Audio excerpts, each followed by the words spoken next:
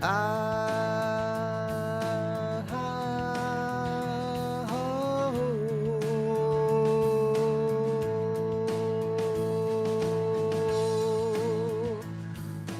ah, ah, oh. Hey everybody, just harmonizing through the major scale, through the A scale, whatever you want to call it.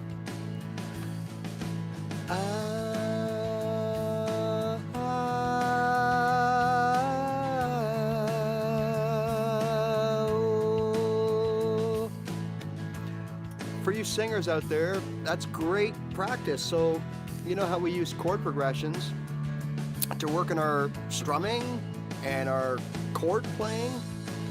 Well, now we can use backing tracks to work on our vocals. Let a few minutes to let people show up and get in. In the meantime, yeah, so if you're a singer, right? So as a backing track, you might do something like this if you're playing guitar.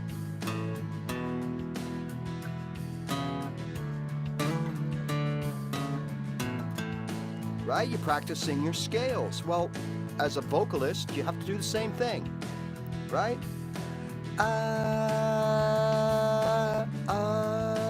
Starting in A. To the lowest A, as I should have said.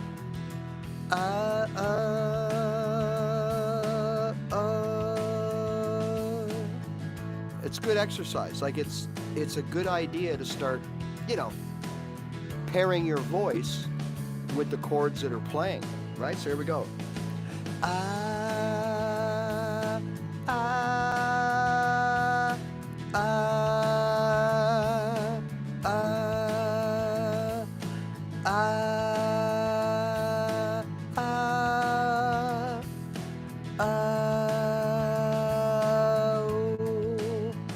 Anyways, another way to use your backing tracks, right?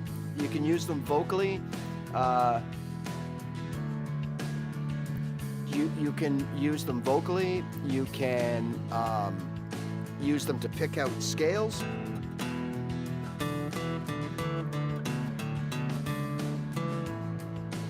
You can do that. You can use them to work on your strumming.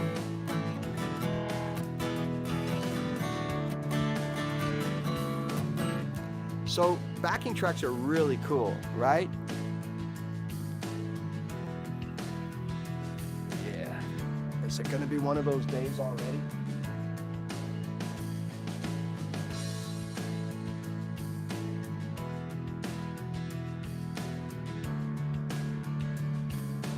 All right, so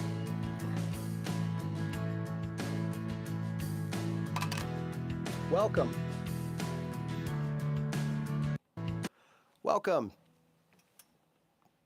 Welcome to today's show. This is the weekly guitar show for, I guess, more than just beginners. Beginners are more than welcome, of course, right? Because you can never get enough information presented in different ways really helps, right? So I always say the first 6 or 7 times I watched a video about what I wanted to do, something with the guitar.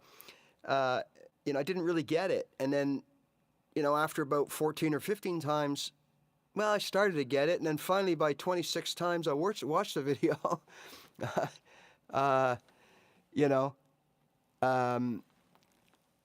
Then it kind of sunk in.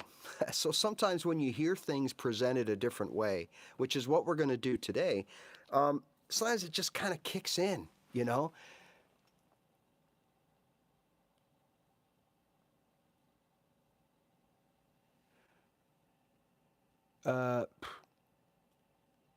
So far, so good, Red.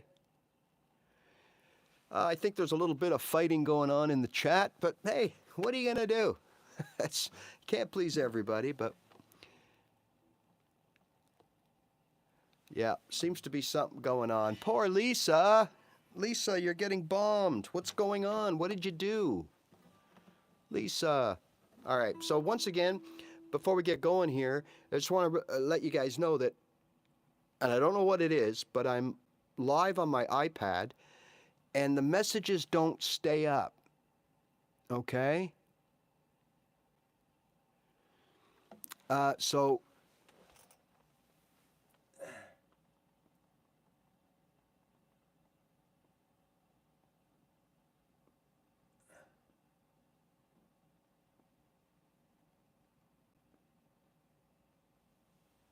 yeah, okay. So I'll answer that question because it does go, well, I would have answered it anyways, but I'll answer it now because it goes with kind of what we're talking about. When someone says, "Hey guys, this is in the key of C." All right? All right, what does that mean? What does that mean when you might be one of those days today, boys. What does that mean when someone says it's in the key of C?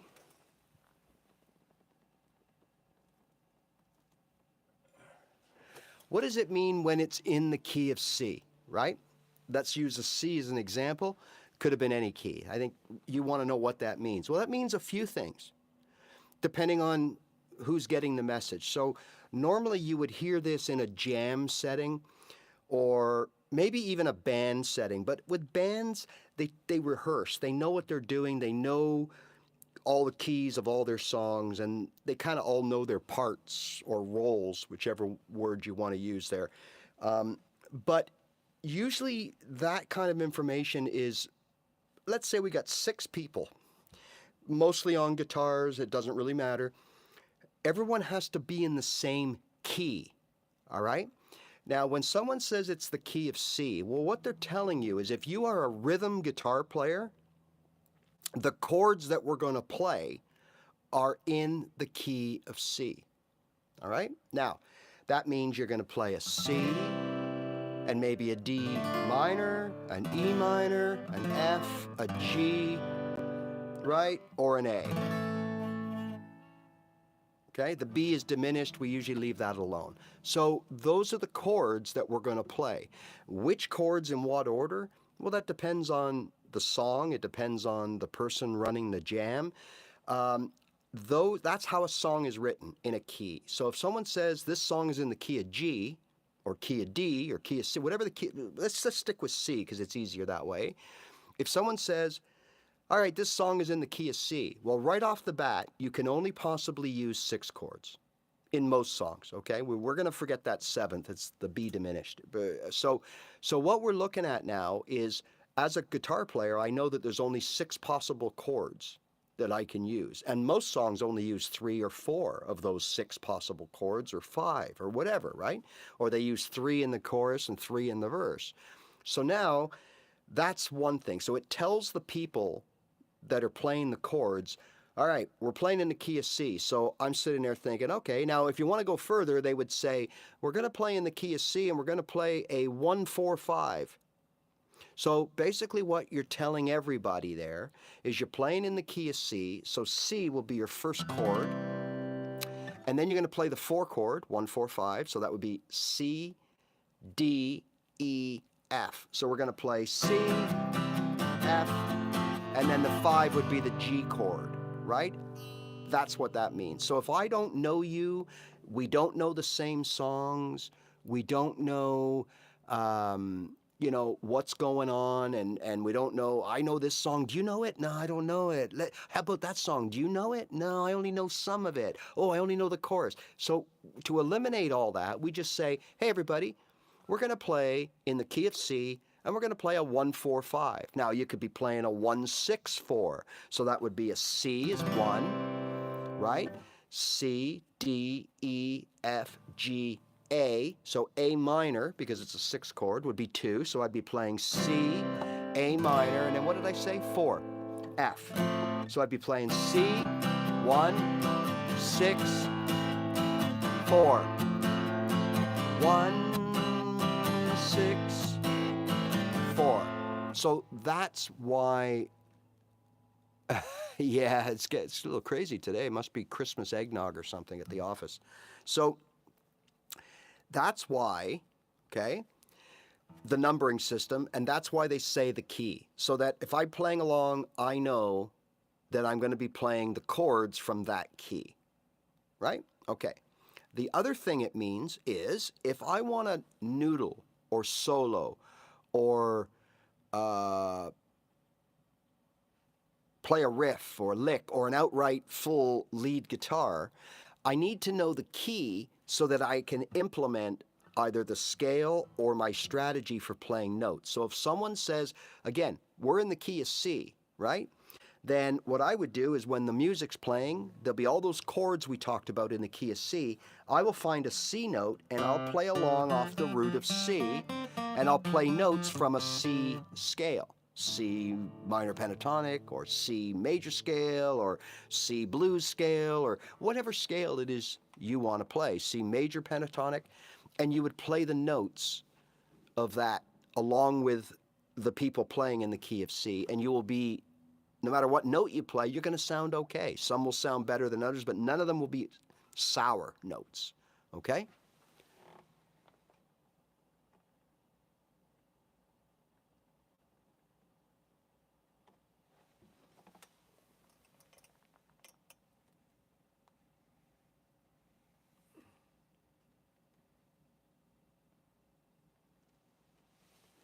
Well, I think you're talking about, are you talking about this? You're probably talking about this, right? Or are you talking, like, I'm not sure what you're talking about. So take your ring finger. Sorry. All right. I'm not sure if this is what you're talking about.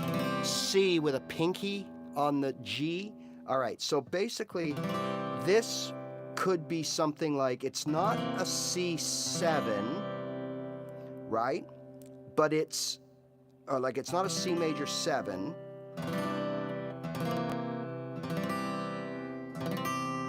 It's basically a C with a G in the bass, but it's not the bass G. To play a C with a G in the bass, you would be using this G up here. So I would be playing my C looking like this. Maybe that's what you mean.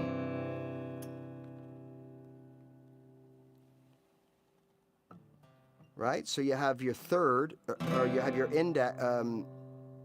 Oh, here. You're talking about here?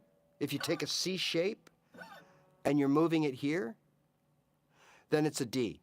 It's not a pure D major, but it's a D, because that falls under the theory or the rule of, okay, 2 frets up. So in other words, if I play a D chord and I move that whole shape 2 frets up, 1, 2, in music, if you're on a letter and you go up what they call 1 whole step, that's 2 frets on the guitar, you get the next letter in the alphabet. So C moved up 2 would be a D.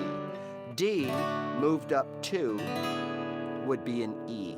And that works for all chords. Whether or not they sound any good is another story. Like, for example, you take a G chord and you move it up 2 frets. Personally, I think that sounds like crap, okay?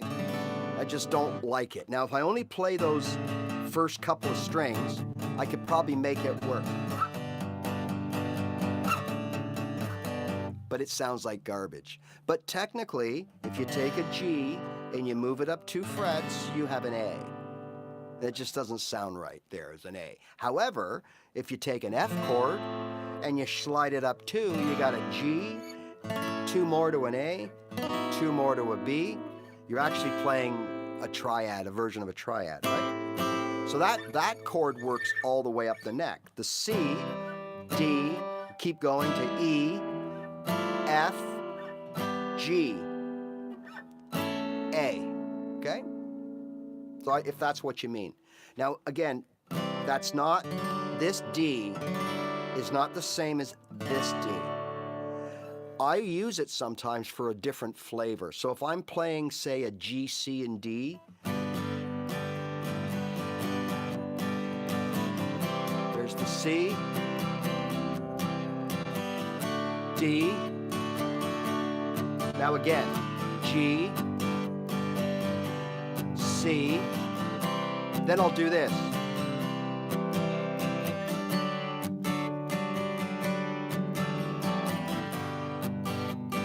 I'll use that slide D in place of my D major, just to add a little texture to things, keep it from being really boring. And you'll be fine. If people are playing notes in a, over you, you shouldn't have any issues because it is a D.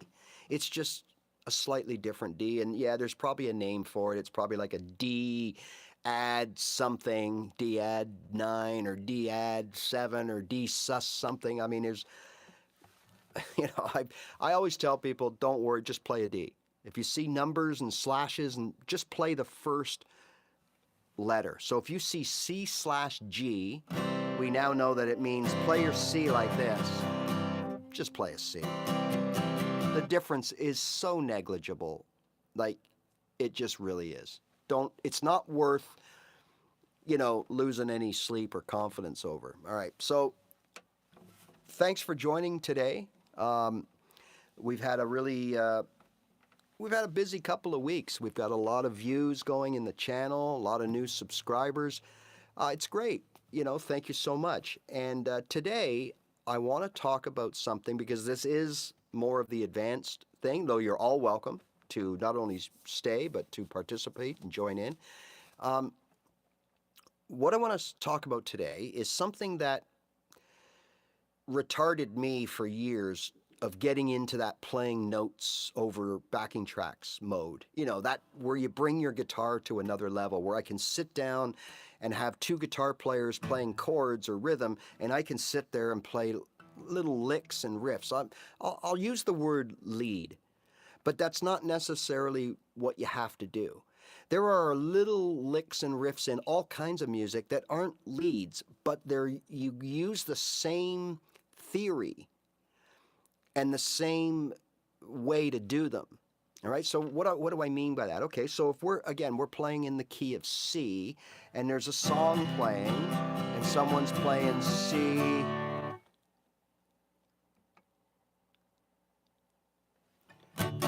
right? So if I'm playing over C, and and I want to play along, I could just do, like, maybe at the end of the vocal phrase, so the singer's playing in C, I went to the store, then I could do something like, that's it. I went down to the courthouse to see my friend. And there's a little riff, a little 4-6 note riff in there. That's what we're talking about. Being able to add to music that way, or extend it and play like a full out lead.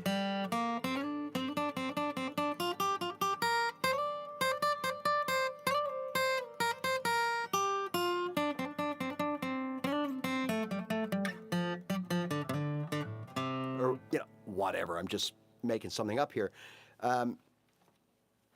So that's what we're going to talk about today, is how do we turn our scales, because we spent all this time, I spent years on scales, and all I ever used them for in the first few years was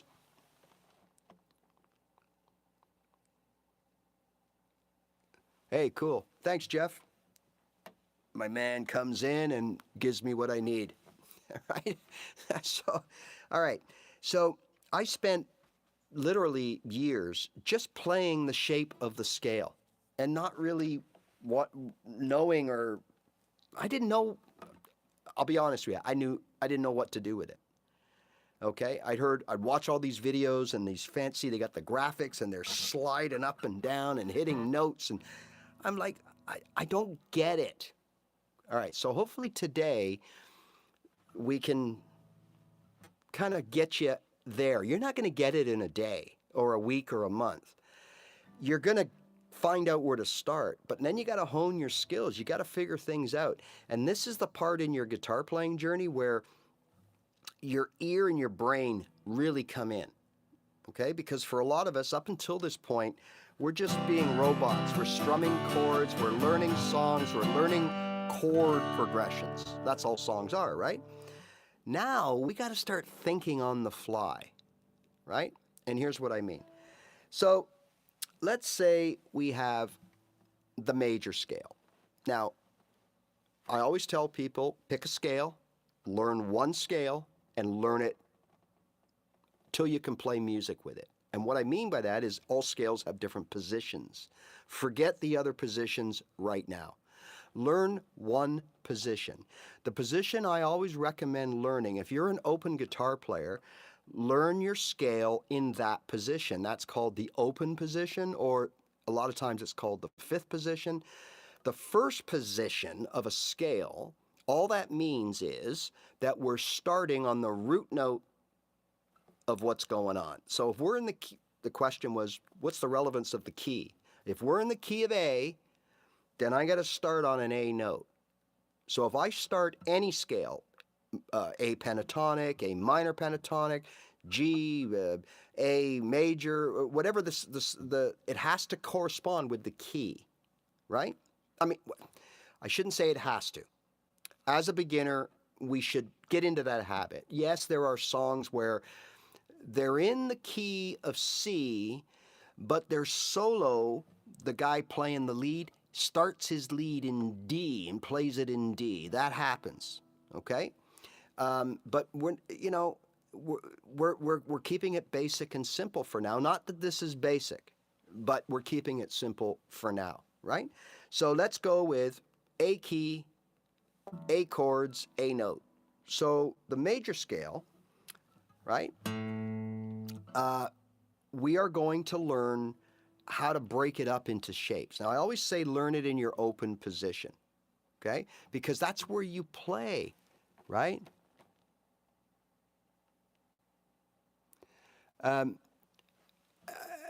That's where you'll be playing, okay? So in this case, if we do that, we're going to learn our major scale here first. You don't have to. If you already know your major scale in A here, then let's work with that, right? Okay, so learn one position, whichever that is. For demonstration purposes, I'm going to use this position right here, which is the first position of the A major, only because it's in the middle of the guitar, and in a way it's what we all learn when we start learning scales. For some reason they say, okay, let's learn our A minor pentatonic right here, instead of here where we play as beginners our open chords. But let's just for demonstration here, and I'll also be playing it here. So the major scale, what I do, okay, is, but what I meant by learn it thoroughly is learn that position, whichever one you learn first, and make music out of that position. Then, and only then, learn the second position and the third position. And learn your positions of one scale before you go and take on a whole new scale, because you'll run the risk of kind of knowing a little bit of this and a little bit of that, but not a lot of anything. All right? It's like the beginner's trap when you start, bar chords, power chords. What do I learn? Oh my God. Stick to one thing. So in this case, we're doing the A major scale right here, right? So when we look at the major scale, okay, we got A and B on this top string. A and B, right? A, B. Then we come here for the C sharp, right? And when we shuffle, this was the first scale I learned where there's actually a note next to each other. Usually it's all at least 2 frets apart until you get here, and then it's 3 frets apart, right? Okay, so this was the first scale for me. So 2 across here, then we go to that C sharp, and we shuffle here and up to there. So there's our first 5 notes, right? A, B, C sharp, D, and E. Right? Okay, then we go to the F, and we play the F, the G, and the G sharp. So we got this little thing going on, right? Then this string mirrors that. Got that little slide there. We go up 1 fret, and then we come back to these 2 here, and then we finish off like that. So let's play the scale.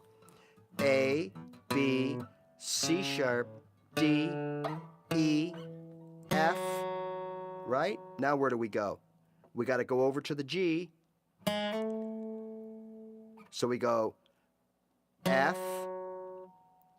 G sharp, A, F, G sharp, A, F, G sharp, A, F,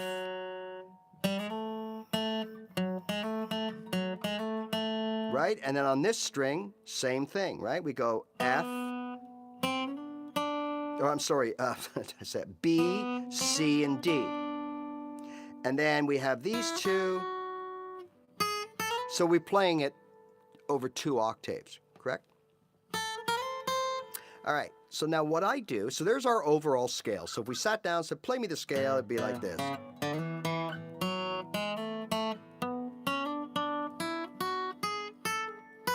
There's your scale in what they would call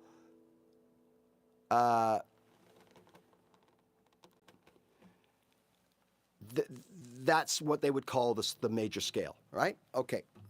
So now what we have is within that shape, we got little shapes, and this is what I concentrated on. This is what got me to start making little melodic musical phrases, okay? Okay. I know now from looking at the overall shape that I can play these 2 notes on this 6th string, and I can come under it and play this, and now I got my 4-note box, which is my comfort zone. That's what I like. I like those little 4-note boxes, okay? And these are all 4 notes are from, these 4 notes are all from that scale that we just went through. But they're played, we're looking at them as a 4-note box. Then when we go down to this string, which is your 4th string, we go down the guitar just 1 fret, and we do the same thing. Play two frets apart. And the same string here. So now I got these 4 notes right here in a box. Then I switch over and I got these 4 notes here. So from the top I got,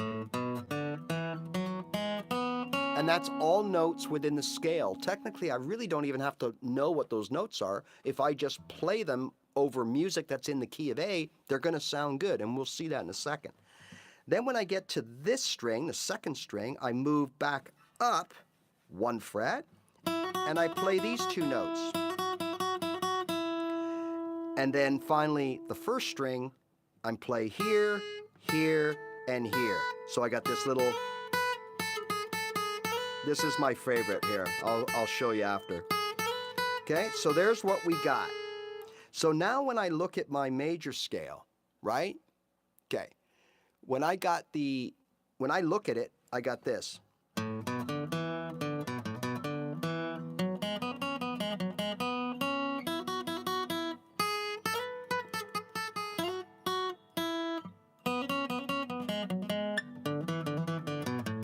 So I'm just choosing to move up and down differently. I'm skipping out some notes in favor of the shape. And that's kind of the theme of today. We're supposed to always play and follow our notes in a scale and go where they take us. And last week we talked about the minor pentatonic and how in any scale we can play along 1 string, right? So the major scale we all know, right? So if it's C, C, D, E, F, G, A, B, C. We can play it all along 1 string. There's a formula, 2-2-1. So if we start in C, right, we go C, up 2 is D, up 2 is E, up 1, 2-2-1 is F, and then 2 more is G, 2 more is A, 2 more is B, and 1. 2-2-1, 2-2-2-1. That's the formula. The formula for the pentatonic was 1-4-2-2-4, right? Root note, go up to the 4th, 2, 2, and then 4 more to end where you're supposed to end. So for the major scales, 2-2-1, 2-2-2-1. So now we've got our major scale shape, the 2 octaves, where we're supposed to go, you know, as you may know it as, 5-7, 5-7, 5-8 for the pentatonic, right? So right now we're gonna play shapes, not notes. And I know that if I stick to those shapes, all the notes are proper notes. So that's one way I started. So let me show you exactly what I did. So I'm going to play the major scale, or notes from it, over an A major chord progression, okay? There's those two. There's that box. I'm making music now.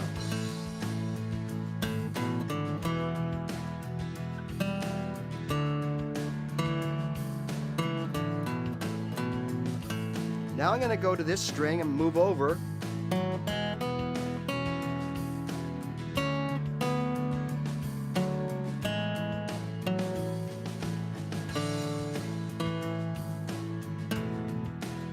So all I'm playing, and then here I move over.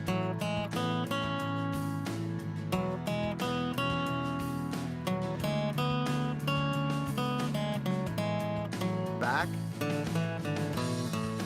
right? So those are those shapes, those little mini shapes. Now I'm only going from one to the other to show you that it works.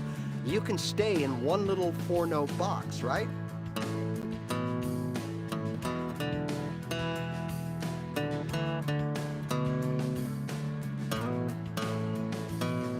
So you see, it's simplistic, it's basic, but it works.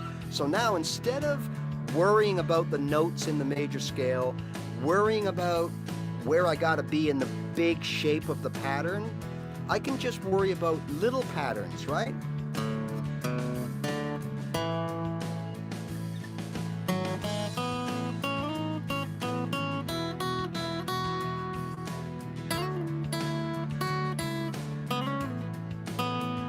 Right?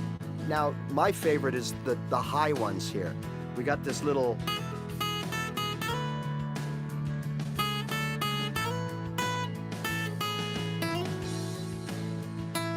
So that pattern, right? Hey, how are you, Ireland? That pattern is just 5 notes.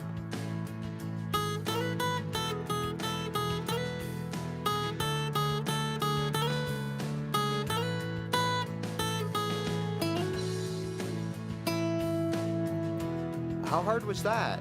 I'm forgetting about the rest of the scale. I don't even have to know those notes that I'm playing.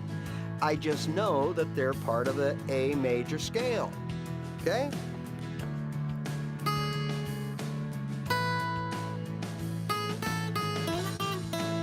That was my fault.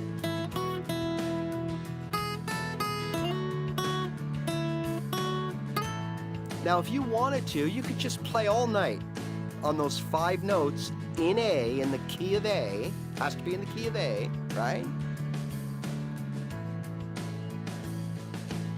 Right? So that's the essence of all this, is never mind the whole scale right now. Just pick out a little portion of it. Now, I've still got more to show you, more little shapes here, okay? So I just covered those, basic ones, right? So we have A, B, then we got under here the same thing. So we have our 4-note box, right? And then we did the same with these 2 strings, and then back to finish it off, okay? Well, now there's a couple of areas that I've not shown you, and it's these little boxes here. Now, this is so rare because it doesn't happen a lot that you play notes next to each other when you're soloing or whatever. I mean, or playing a scale, I should say. Because most scales are, 2 frets apart. They might have the odd note that isn't, but they're mostly at least 2 or 3 frets apart. So now we've got, remember this one here? When we drop to this string here, which is number 4, over these 2 strings, we got this little 4-note box right here that are just right next to each other. Because remember, this is the box that we played the 2 apart. Then we switched over and played these 2 apart. Okay? So if I do that, that's all part of the major scale. Just slide 1. Sorry.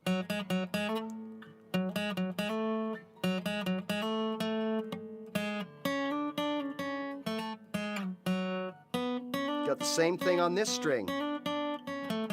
could just play these 4, slide back, play these 2, slide over, play these 2. Okay? So we've got that. And I always save the ones here, this one here, that C sharp. I sort of save that for when I want to slide into the D. So if I got something going on, I'm using this 4-note box, maybe I'm doing a little this, I might use that to, you know what I mean? It's there if I need it, right? It's there if I need it. That's the way I look at it. So now again, I could just put on a track in the key of A, and I could just pick a spot, right? So if I don't want to be too bassy, I'll pick these strings here.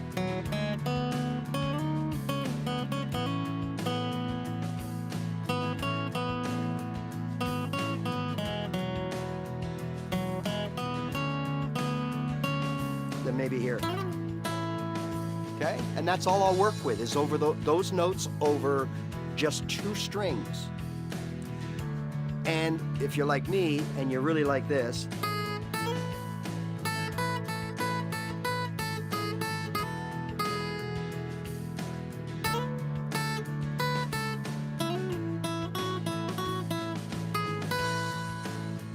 there's my minor pentatonic spread, just different notes.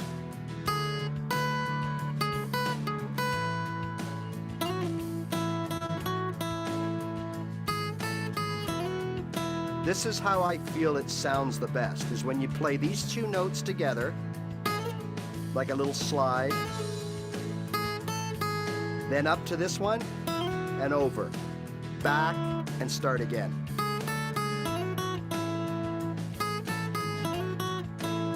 It's cool, eh? Like, it sounds good. You could just sit there and play those notes in different order all night. So now I've forgotten completely about anything else, what's going on with the rest of the scale and everything. And then when I want a break, when I want something different, I'll just take a quick look and know that I've got this box here, or I got this box here, or I got these on the end.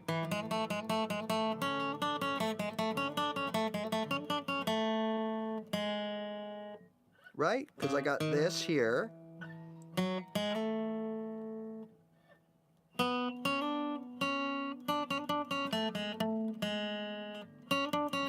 So on strings 3 and 4, I got this little box right next to each other if I want to use it. And then I can slide back into this 4-note box, which is more traditional with the gap in the middle, right? Just playing. That's it. Now, if we take this out of this position and we put it where we play guitar as a beginner, and we play all our chords here, right? So let's see how we can apply the major scale. Now the shape is going to be a little different because every position of a scale, it's not the same, right? So again, we looked at that A minor pentatonic and it's 4. So it's A, C, D, E, G, A. There's your minor pentatonic. Those 5 notes. So one would think, oh, let's play the second position. Well, the second position of a scale means we're going to start. Yes, Jeff, happy cooking, buddy. Second position means we're going to start the scale on the second note of the scale. So if we're looking at minor pentatonic, A, C are those notes across here that we start with. So the second position, I would start here on the C, right? And then I have to play only those notes, so that I'd have to play a D. Now the D is only 2 away, right? We're here, it's, my second note is C, it's 4 away, or 3 full, 1, 2, 3, but 4 total. So you see, we can't just say, oh, it's second position, I'll start here and go another 4. Well, that's not the right note. You're wrong.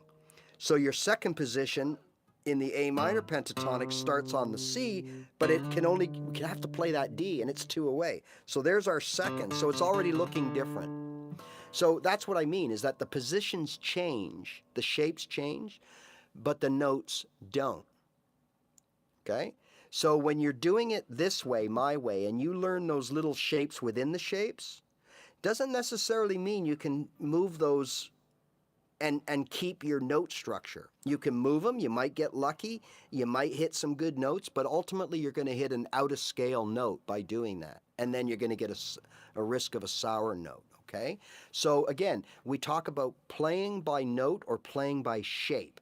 If you're playing a scale by note, technically you can go anywhere on the guitar where that note exists.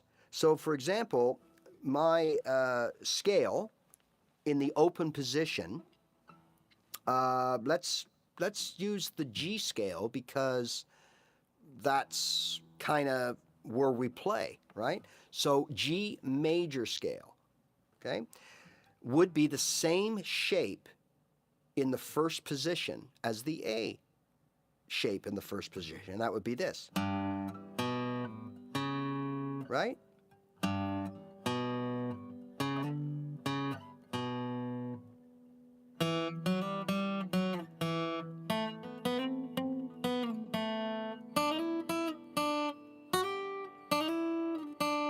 It would be the same shape, okay? So now let's follow the notes, okay? So we're in G, we're playing a G chord, and we want to do a little run, okay? So I can go G, A, B, C, D, E. That didn't look like what we just did. Or I could go G, open A, fretted B, C, right? Open D, fretted D here to make an E, okay? F, open G, A, open B, C, D, open E, F, G. I can use that scale because I played the notes. So though that shape is different than the shape I just showed you in the first position of A. Okay? So the first position of G would look exactly like the first position of A if we played it that way. So it would be G, A, B, C, D, right? The first 5 notes are the same. A, B, so be G, A, B, C, D, A, B, C sharp, D, E. They're played exactly the same. So I could go something like this.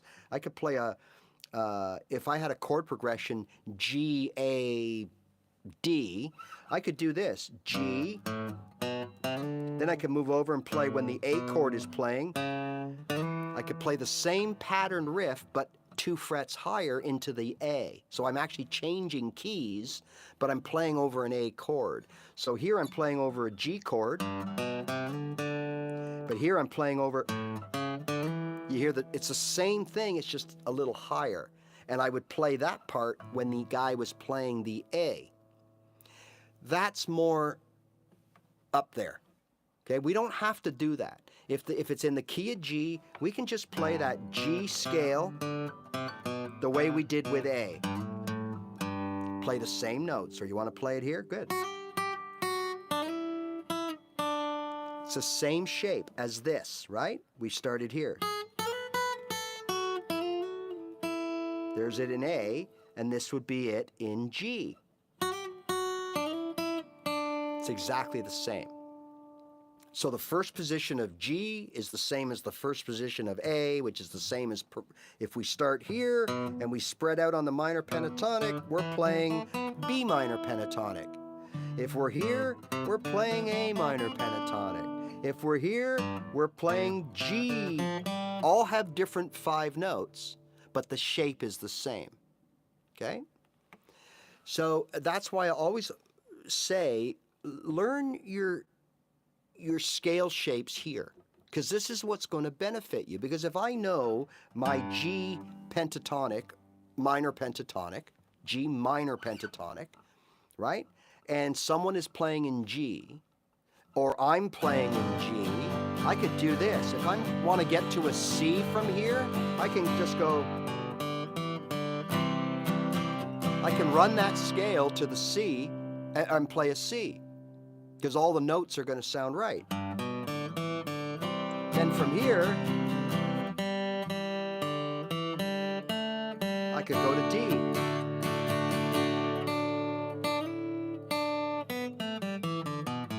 Play the notes of the scale back to that G. So all I'm doing is I'm playing the notes of the G scale in the open position. Okay? So again, let's backtrack and start from square one. I was just kind of showing you there's two ways to approach playing your scales. Play by the note. Wherever the note takes you on the fretboard, you play it and have confidence that it's the right note, no matter what the shape. Or play by shape and not have to worry about the note as long as you play the little shapes that that scale position gives you. Okay? So every position will give you different shapes. So if I'm playing G, then what I'm looking at here is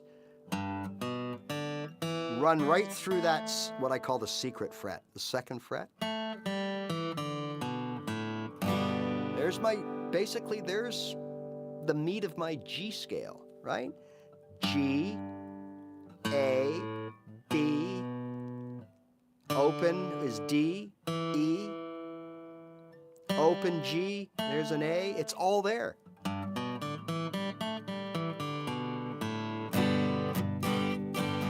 So when you see people do this, that's all they're doing, is they're running the notes of that G scale in and around their chord playing. We sometimes call those walk-ups and walk-downs, right? But all you're doing is you're playing notes. Might only be 2 notes. It might be 4 notes. It might be something like, what are we doing? G, okay. So it could be something like this.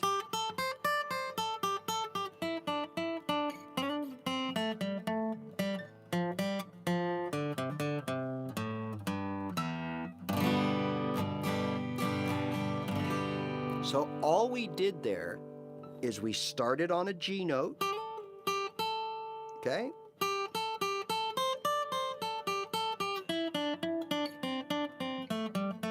And we played G scale friendly notes until we got back home and we played a G chord, which has those notes in it. That's why it all kind of works together, okay?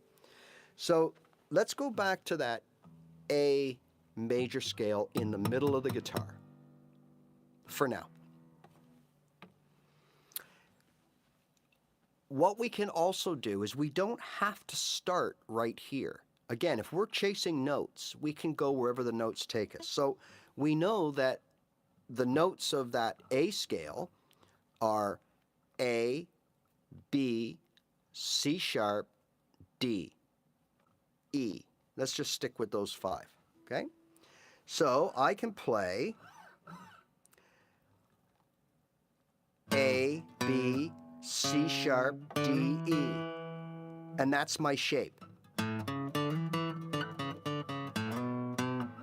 I can do anything in that shape without knowing what the notes are.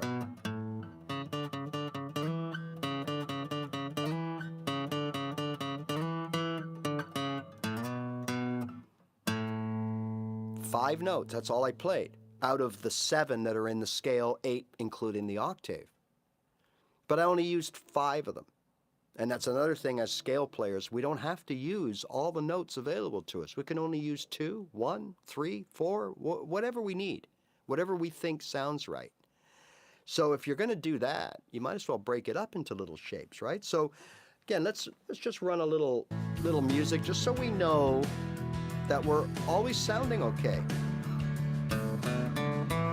There's my little 4-note box.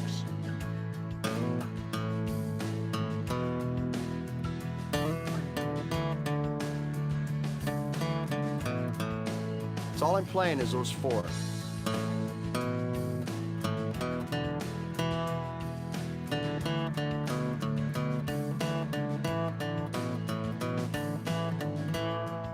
That's it.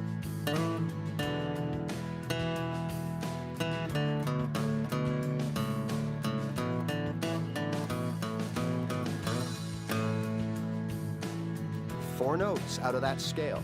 That's all I needed. That's all I wanted. Right? Now if I want to get a little fancier,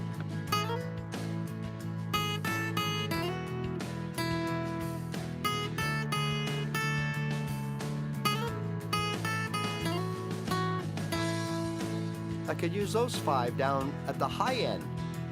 Sounds a little, well, a little more lead guitar-ish, right? And of course, I can run the scale at any time I want.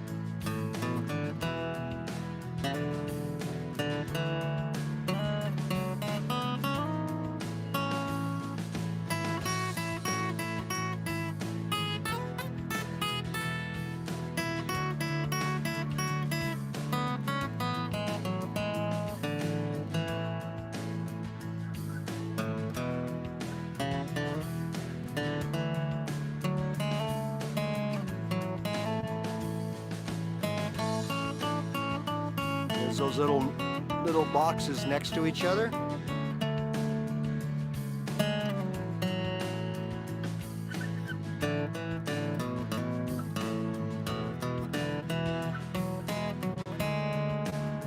Right?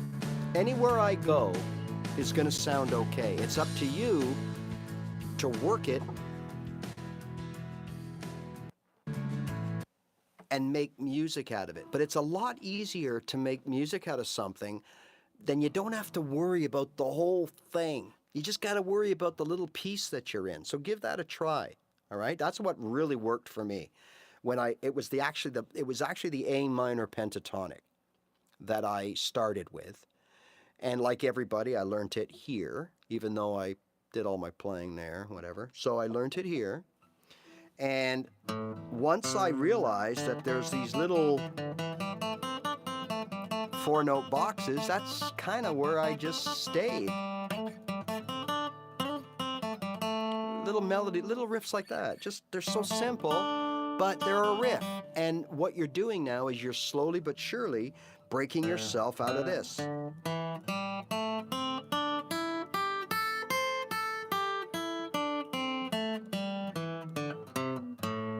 Right? There's nothing musical about that. It's just an ascending and descending, order of notes, right? So if you're having trouble using all these notes, which again, in the minor is only 5, but you're playing them 4 times, right? You're going, so 1, 2, 3, 4, 5, there's your scale, that's it. But we keep going, right? And we repeat the whole process. There's your scale. That's it. There's the second octave. And then we got these 2 little AC, the little AC here at the end, which is a root note, so it's important, right? And then we play it 2 more times coming back. There it ends there, and then it starts again and ends there. So we actually play it 4 times. Well, it's like anything. It's harder to work with more things more often than not. The less you have to work with, you can concentrate, right? So give that a try. So remember those shapes of the A major scale, or the theory. If you have to put your guitar this way, whatever works for you, but you see those dots when you get those tab lines or whatever, and it shows you the note or the root notes, and it shows you the dots of the shapes. Well, then look at those shapes and pick out just a 4-note box to start. Okay? Wherever you feel comfortable playing. So in this case, you've got a couple of choices, right? As I mentioned, you got this one at the top of the guitar, which is the bottom end of the scale. Right? Or you got one right here. Right? Or you got right here.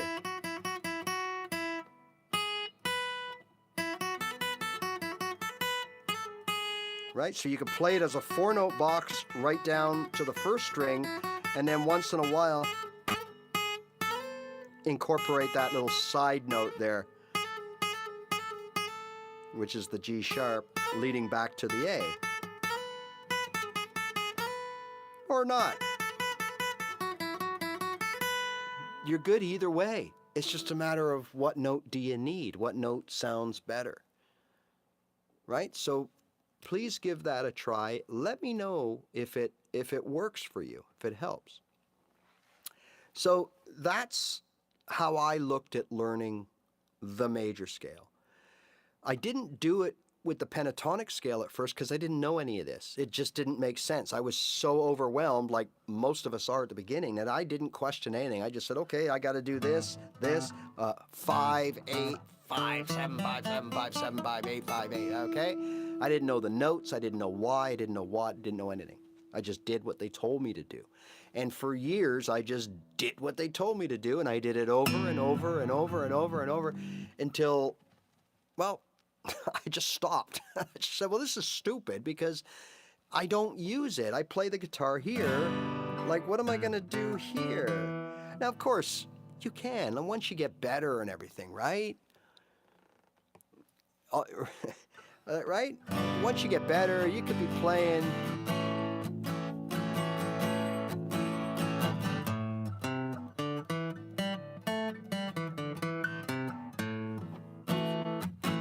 You could mix the two by going, I guess, right? But it's a real hassle. It's a pain in the neck. What you should do, or what you'd be better off doing, right? So again, we're staying with the A major scale, but this time, because we play here, here's our A major. Some of us are playing our A here, and that's cool because, well,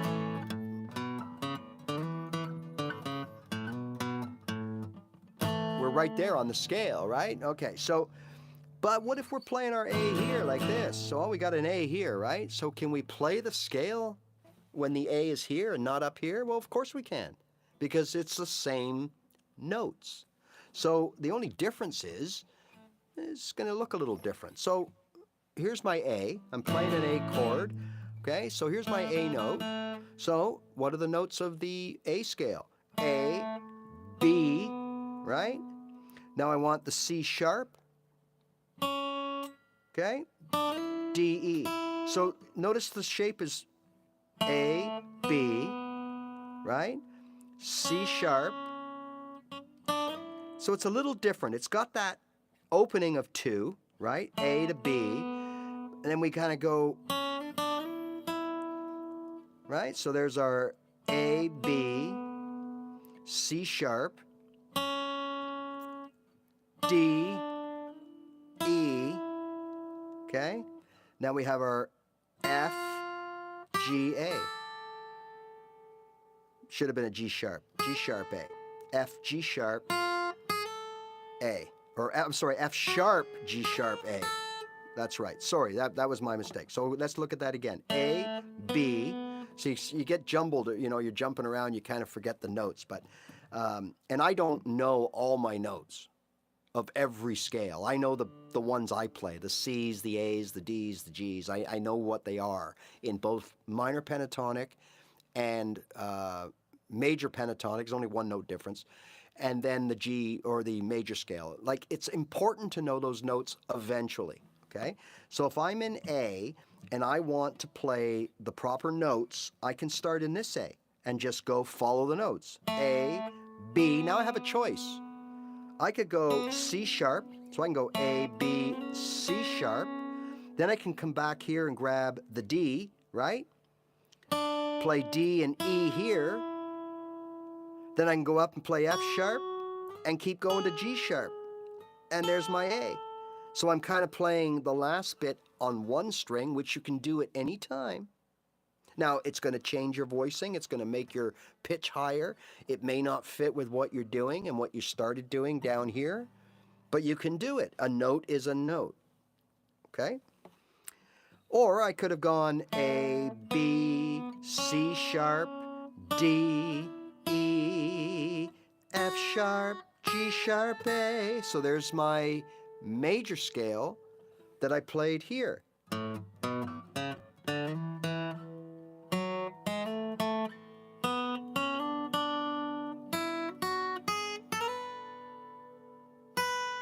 Right? I played it here, but now I just played it here because I started on the A that's higher on the guitar but lower on the strings here. But I played the same notes. A, B, C sharp, D, E, F sharp, G sharp, A. So that's a good one to know, right?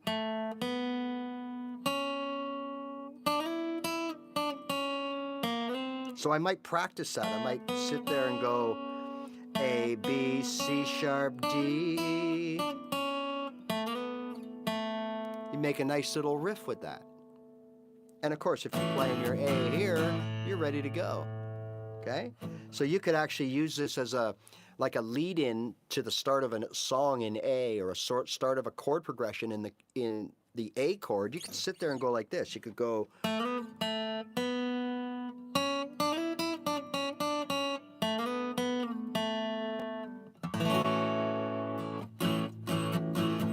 then play your song. You have a little fancy intro built in, and all you're doing is you're running the notes of the A major scale. Right? Just like you could do it here in A minor pentatonic, you could go.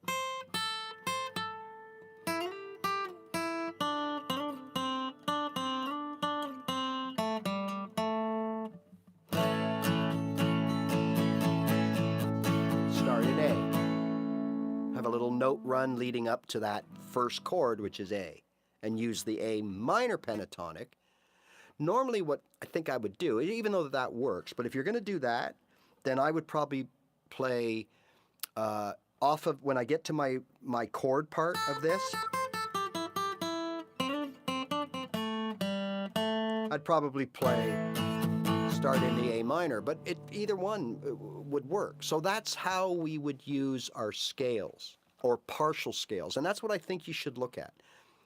Look at the partial scales, okay? Don't worry about full scales. Does that make sense? Just start with little bits within the scale. That's what I did. So does it work? Well, for 3.5 years, I played no music from my A minor pentatonic scale. When I started breaking it down into little boxes, I started going to open jams, sitting down with anybody, not feeling intimidated, and if it was in the key of A, I could play little 4-note boxes, and people didn't even bat an eyelid. They just figured I fit right in, that I was an experienced guitar player when I wasn't. So that's the difference that it made for me. So I'm pretty sure it will for you too, okay? So once again, give it a try. Let me know if you have any further questions, and don't be afraid to email me or comment on one of the videos, whether it's related or not, and just say, hey, you know, I saw your live show. Here's what I'm, whatever, okay? Don't be afraid to do that. So the next thing this kind of leads into is, again, we've been talking about playing by shape and not always by notes.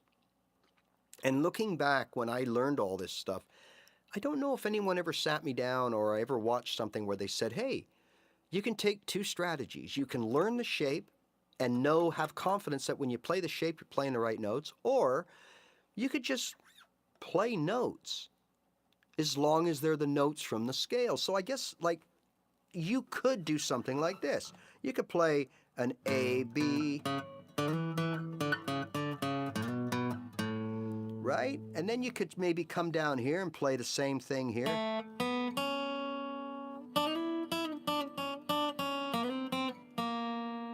Oops, sorry. Right? You could play something here.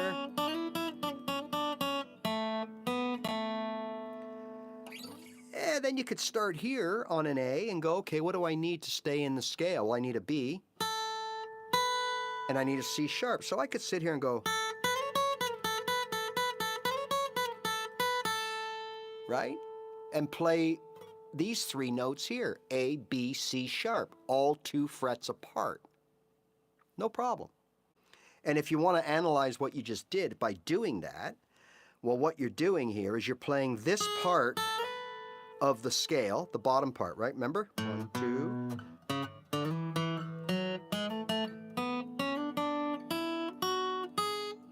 My favorite part, that's what you're playing. So if you did that, You got to the B, you could just keep going. C sharp, right? B, C sharp. What do I need? I need a D and an E.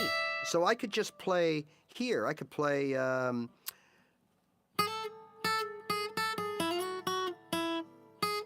then just keep going along one string. I mean, I can do all combinations as long as I play the notes. If that's how I'm going to think of this, is playing by note. I can go anywhere the notes take me. I can do both. I can play shape. I could just say, okay, I'm going to play these 5 notes over and over again.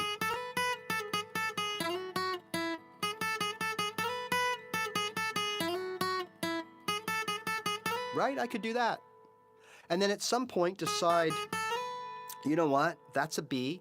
I'm going to keep going. So I'm going to play...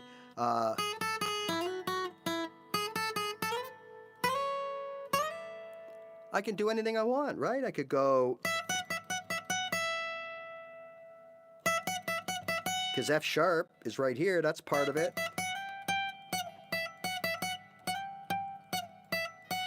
I'm still playing the A major scale, but I'm just playing it here. I'm playing the same notes, whether I'm playing them here, here, or here.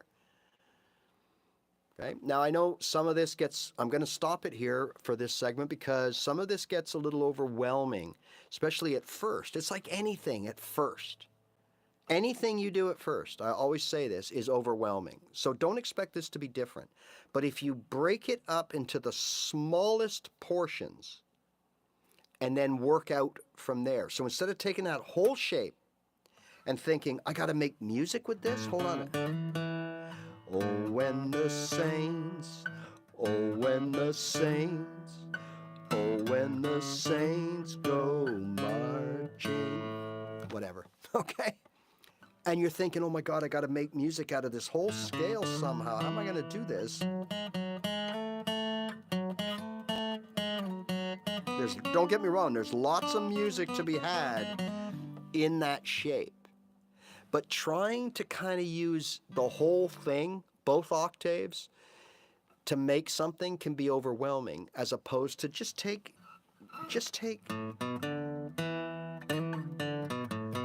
those 4 notes, or those 5 notes, or whatever, and just make something there, and then add to that, right? Okay. This leads me into something else, very related, but it's not a scale. It's what I call, now if you want more detailed information, I just released a video yesterday called The Supershape. Okay? It has a little Superman logo in it. You'll find it. Take a look at this.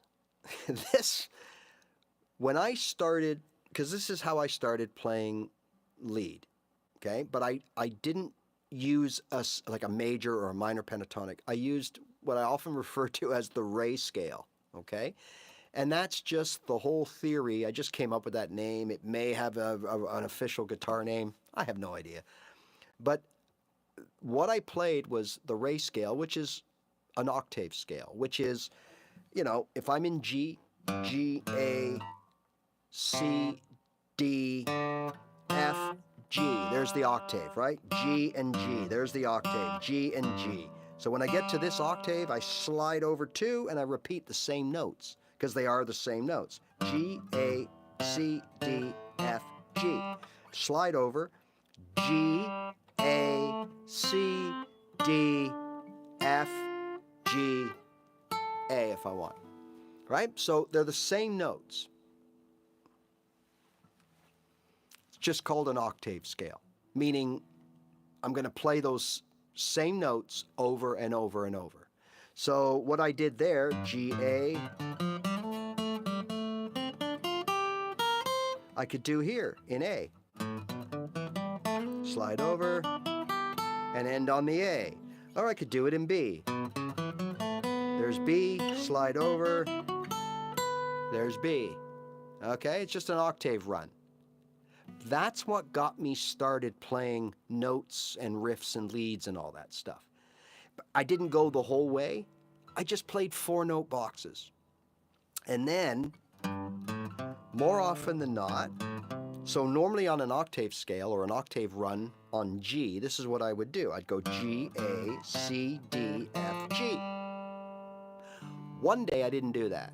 Probably by accident, I went like this. Or let's do it in A. Okay, so what I did wrong, technically, was instead of going down 2 strings and 2 frets over to get my octave, right? A, A. Instead of doing that, I only went 1. So remember when we get to that octave, we slide over and we do it again? And that produces another octave on our ring finger? So that messed me up because I made a mistake, right? I went too soon. But what happened was, I realized that sounded pretty good, okay?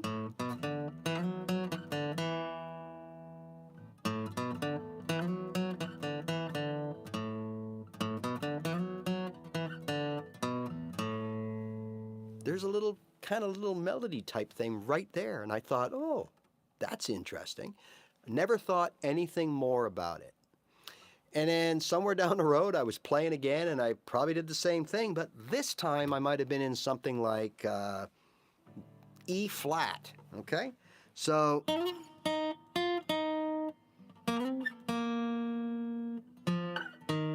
there's my E flat. E flat, right? So I might have been doing this. And I made the same mistake, and I just went down 1 string and over.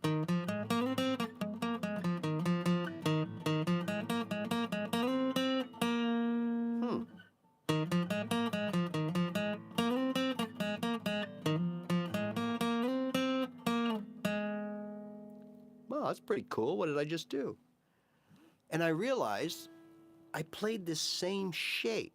And then again, I just kind of forgot about it. Must be a coincidence.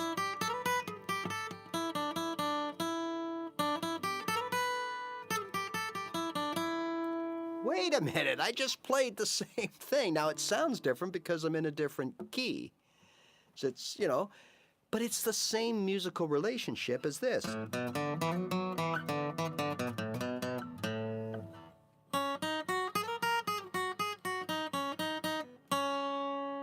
Right? Now, some of you out there are thinking, this guy's an idiot because, I mean, isn't that common sense if you play the same thing all over the place? Well, I guess, but I didn't know that. Maybe a lot of you didn't know that. That, again, I'm playing shape. I don't know what key I'm in. I don't know what notes I'm playing, but I know that if I play this shape anywhere,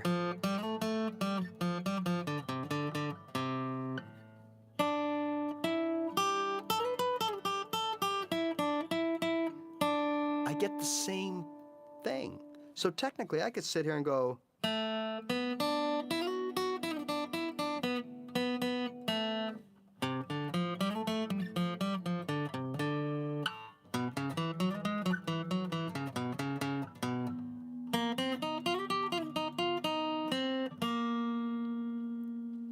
now, there would be a way to join all those together as long as you lined up the notes. So you end on one note and start on, you know, another note that works in a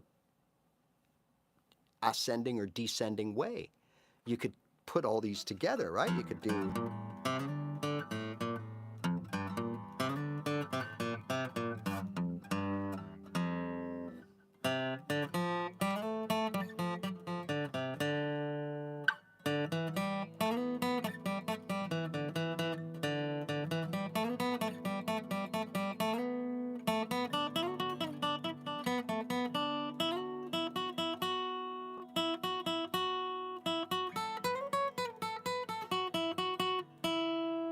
Right? Oh, I hate having to, I gotta find out the fix for this, why my chat doesn't stay up. Nice, Mr. West. That's what we like to hear. Let me just check my messages to see if anybody has asked any pertinent questions. And somebody gave me a tip to maybe make my messages stay up, but it didn't work. or I did it wrong. But if anybody knows, I'm using an iPad Pro on the YouTube. Like, I'm not using a mobile app or nothing for YouTube. I'm just on the web page, and we have that option to hit the plus to upload content, and I choose live. And the messages don't stay up. They come up for about 3 seconds. Oh, so it's just Homer Simpson. I don't know what the heck he's doing. Okay.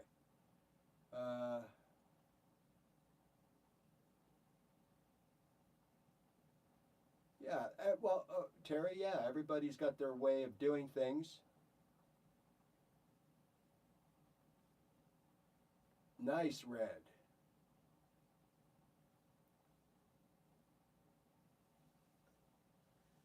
All right. Just wanted to see if I'd missed any messages, but West, I don't have any links. Where did you send them, buddy? I don't think, if you could tell me where you sent them, because I don't see anything as far as email goes. So just tell me where you sent it and I'll look. Oh, it could have gone into maybe spam or junk or something. Not that it's junk, but make sure before. Oh, make sure. Oh, we had a crash. We had a crash. Let me just rectify that. Oh, here we go. Big crash. I don't know what happened there. Oh, boy.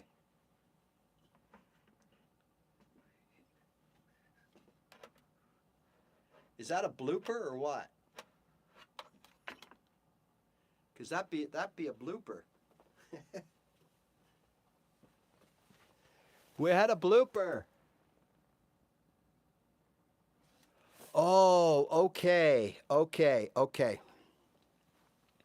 That's why. All right. I don't know if I don't think I saw anything there in the community tab, but let me go and check because I'm not 100% sure. The reason I called this channel when I started The Wired Idiot is because that's exactly what I was.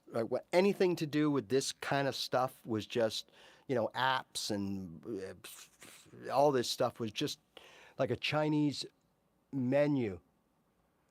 No, I'm not getting anything. Why am I not getting any videos? I got videos from you last year, but all right. So I think the best way to do this is if you use my email address, which is in the channel description, thewiredidiot@gmail.com.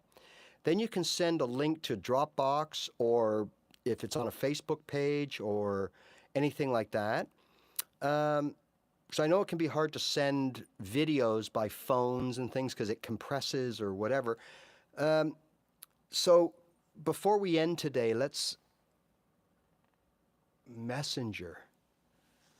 Oh, okay. Messenger on Facebook, or okay, we'll figure this out at the end, right? So let's get back to that Supershape for a second.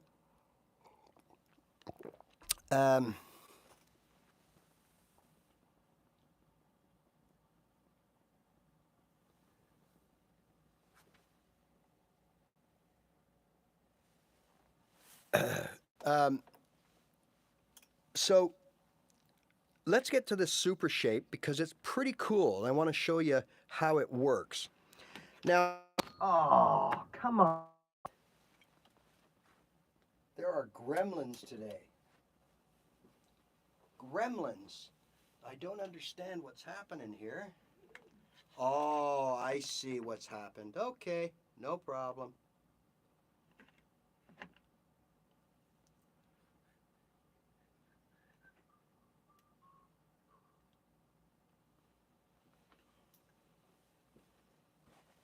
One of my legs on the stand wasn't locked into place. All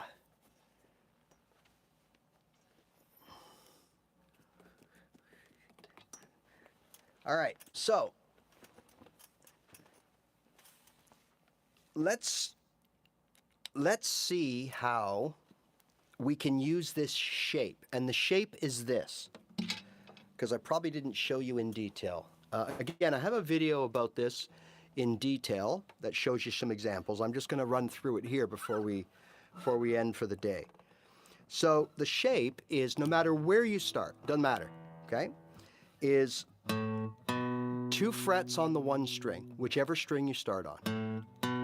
Play those 2 notes. And in the string under it, play the same 2, like right under it, and then slide out and grab that 3rd note, so the 5th note altogether. So 1, 2, 3, 4, 5.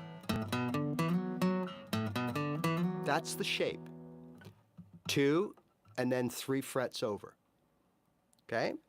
Now, at this point, what we're going to do is we're only going to play this shape. We're not worried about what notes this is. Now, in some cases, let's make an analogy. Let's say in the A minor pentatonic, we played this shape, right? And we started, say, here on that 5th string. We went 1, 2, 3, 4, and then we slid over. So what note are we playing? We're playing D, E, G, A. Those are all good. But now I need a C to continue, right? So if I just go out here and grab that and come back like the super shape, this is not a good note in the pentatonic. But we're not playing, and we're not trying to play a pentatonic scale. I'm just showing you the difference here. That's a B. If we were playing a pentatonic, because some people said, oh, that's just a pentatonic shape. It's not. It depends what scale. And then if you match it up here now, when I played it somewhere else, the notes might not match up. In fact, they won't. And if you play it somewhere else, they won't. So it's not a pentatonic thing. It's just this shape. So again, if I played it here in the A, this is all A minor pentatonic right here. There's a 4-note box, and down here. So if we played that shape here, for example, and we went 1, 2, 3, 4, 5. What note is that? That's an E. That is a pentatonic run, because this is the 1st position and these are the notes. And if we slide over here, this E is part of what we call the 2nd position of the minor pentatonic. Okay? Now, we don't have to know what the shape is, because we don't. But we know that an E is in the minor pentatonic scale in A, so we have to play it. And there it is, right? So in this case, this little shape is a pentatonic run, right? Because this is in A minor pentatonic, this is in A minor, this is in A minor, and then even when we slide out here, we're actually going to the A minor pentatonic 2nd position, and we play these notes right here, which are, you guessed it, E, G, A, right? C and D, and those are A, C, D, E, and G are the 5 notes of the minor pentatonic in A. So you see how that does work. I can add my shape and it's pentatonic-y. But in other areas of the guitar, if I did that, it wouldn't follow the notes that I need to stay in a scale, right? So when we play this super shape, we're not playing it as part of a scale. It is the star of the show. It is the scale. Okay, so if we're playing lead guitar or riffs or licks, we would play the super shape instead of a scale, not with the scale.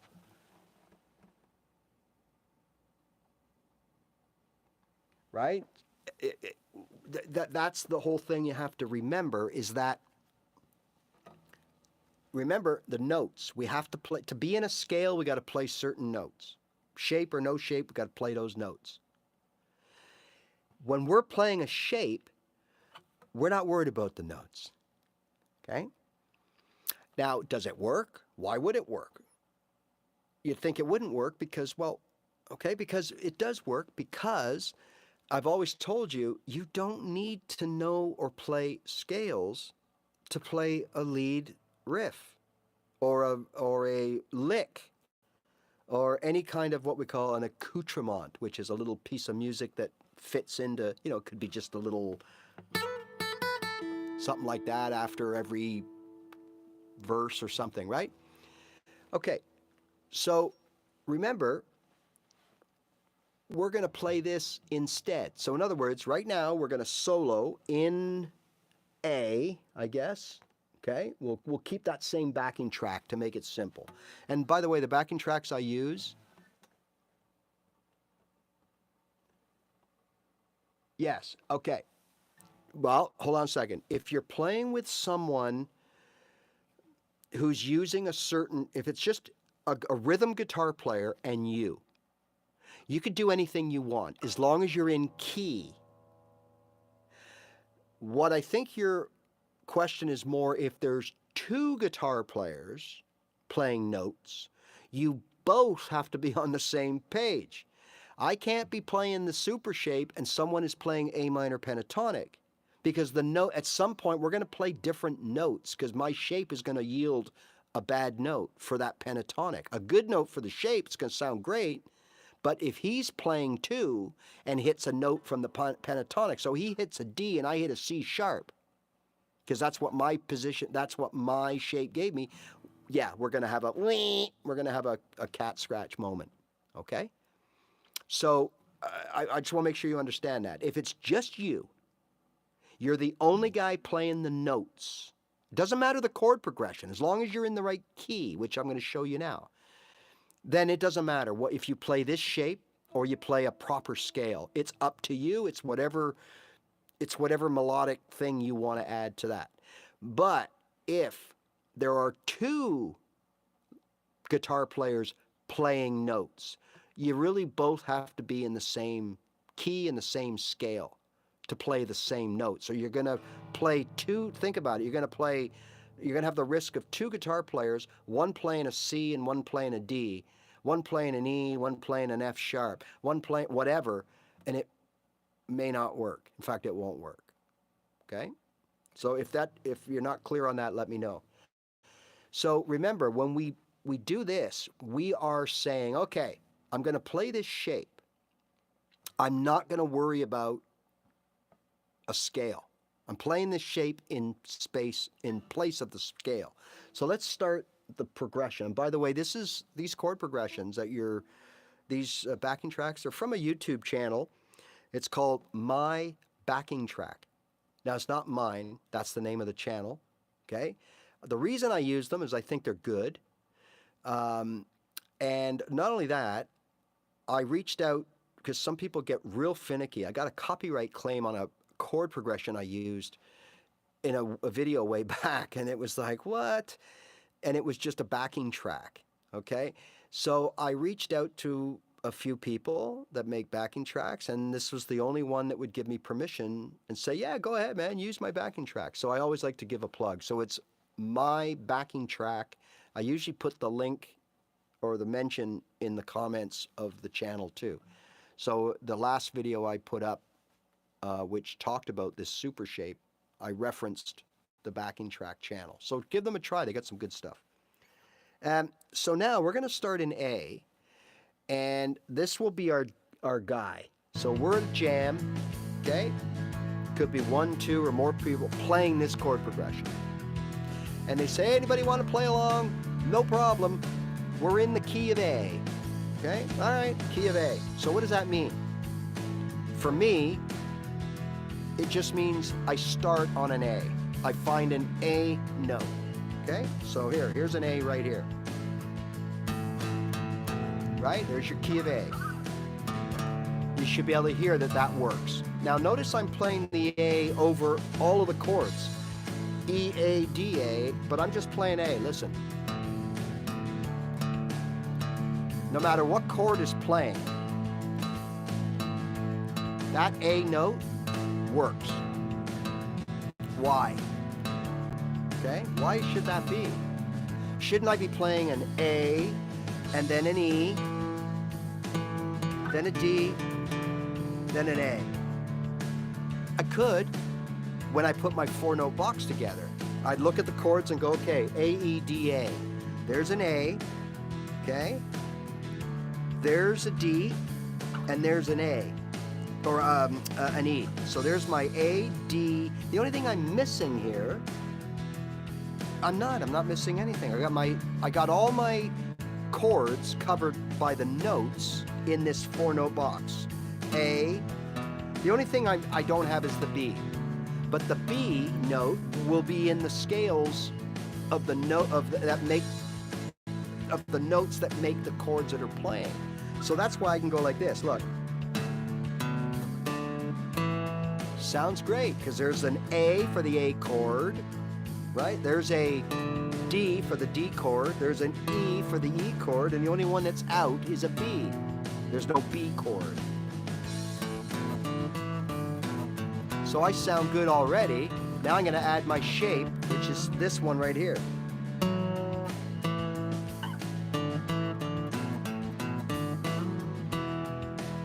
I don't have to play them in order. I don't have to go like this. I don't have to do that. I can do anything I want.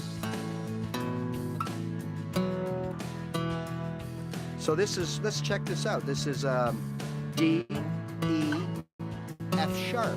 Now there's no F sharp chord playing, right? So again, I'm not playing the major scale, I'm not playing a pentatonic scale. Just playing the shape.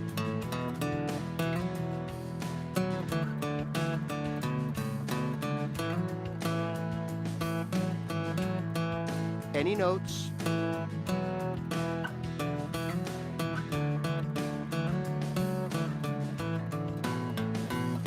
Just that shape. Now,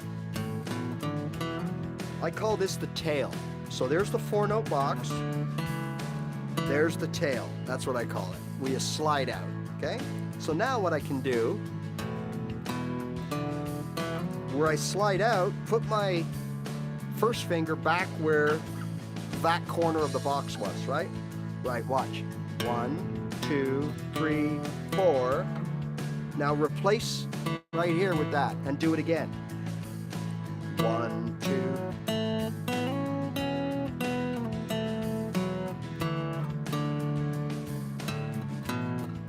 So now I've added to it. What am I playing? No idea. But it sounds okay. Let me do it quicker.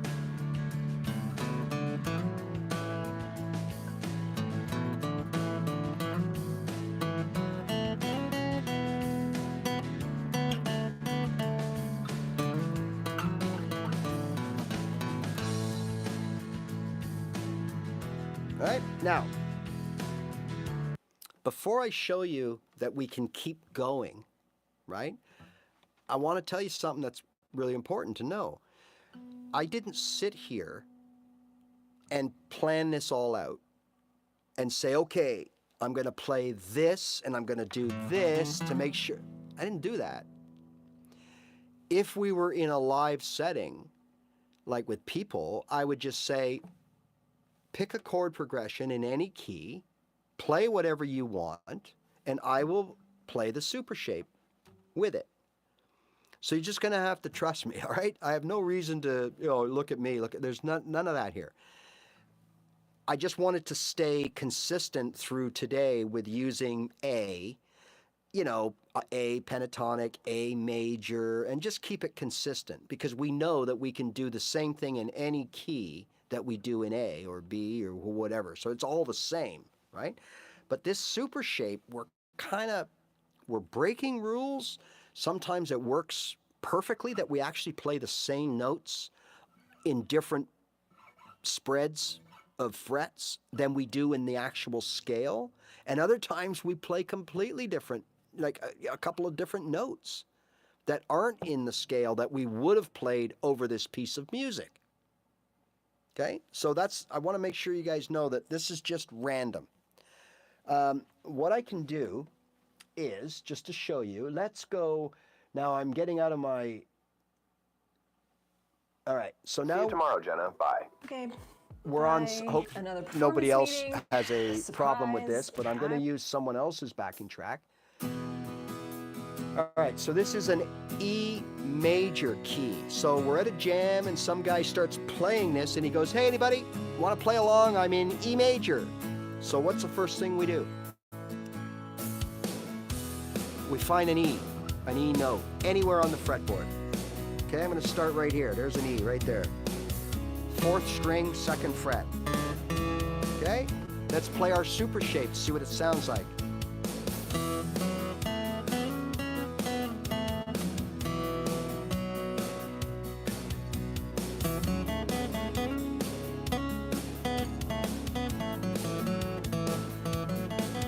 This is a fast one.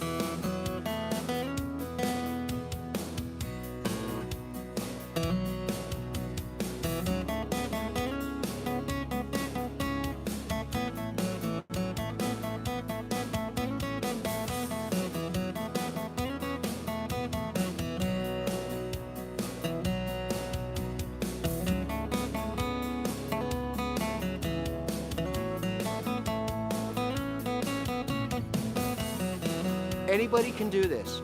Anybody. It just might take you a few minutes or an hour. But you can do this. Put a backing track on, know the key of the backing track, find the root note, so in this case we found an E, and play 2 over, drop the string, and 3. Right? So again, that was here. Let's find another E. Alright, so let's do here. Here's an E, right?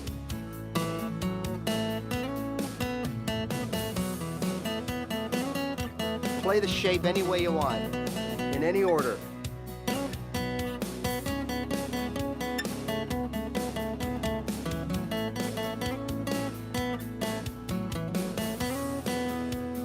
Right? Same thing, same shape. Now, let's continue on. Now we play here, right?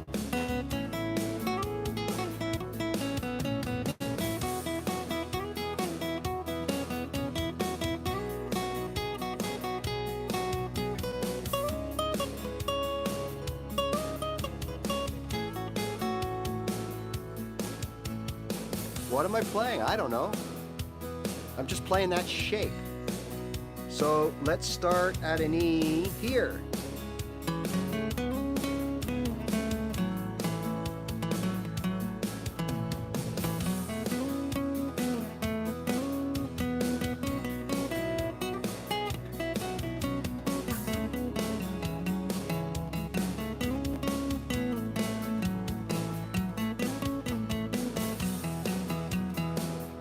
Right? Now we could even start here.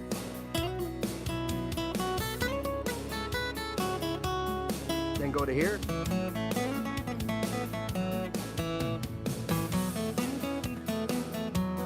And go to here.